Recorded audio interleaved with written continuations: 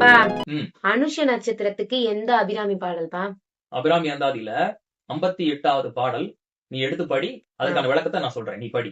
அருணாம்புயத்தும் என் சித்தாம்புயத்தும் அமர்ந்திருக்கும் தருணாம்புய முளை தையல் நல்லால் தகைசேர் நயன கருணாம்புயமும் வதனாம்புயமும் கராம்புயமும் சரணாம்புயமும் அல்லால் கண்டிலேன் ஒரு தஞ்சமுமே.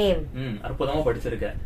இந்த பாட்டு எப்படி அனுச நட்சத்திரத்துக்கு நம்ம எடுக்கிறோம் அப்படிங்கிற விளக்கத்தை பொதுமக்களுக்கு சொல்லிடுவோம், சரியா? இதுல இந்த புயத்தும் புயத்தும் அப்படின்னு வருது இல்ல, இதெல்லாம் வந்து எதை குறிக்குதுன்னு பார்த்தா தாமரை மலரை குறிக்கிறது. அனுஷ நட்சத்திரத்துக்கு உண்டான அடையாளம் சின்னம் எது தெரியுமா? தாமரை பூ. இப்ப எத்தனை தடவை அங்கே தாமரை தாமரை அப்படிங்கிறது வந்துருக்கு பார். இந்த புயம் புயம்னு சொல்ற எல்லாமே தாமரை பூவை குறிக்கிறதாம். தமிழ்ல அப்படி ஒரு விளக்கம் இருக்கு. அப்போ அனுஷ நட்சத்திரத்துல பிறந்தவங்க இந்த பாடலை மனமுருகி படிச்சாங்க அப்படின்னா அவங்களுடைய உள்ள தாமரையில என்ன பண்ணுவாங்க, அபிராமி என்ன எழுந்தருளி அவங்களுக்குள்ளே இருந்து அவங்க ஆசைப்படுற எல்லா விதமான நியாயமான தேவைகள், ஆசைகள், கனவுகள் எல்லாத்தையும் நிறைவேற்றி கொடுப்பாங்க அப்படின்னு உறுதியா நம்பலாம். புரியுதா? அனுச நட்சத்திரத்துக்கான பாடல் அபிராம அந்தாதியில 58வது பாடல், சரியா? மக்கள் படித்து அபிராமி என்ன கருணைகளால எல்லா நலமும் வளமும் பெற மக்களுக்கு நம்ம என்ன சொல்லுவோம், நல் வாழ்த்துக்கள் சொல்லிடுவோம், சரியா? நன்றி.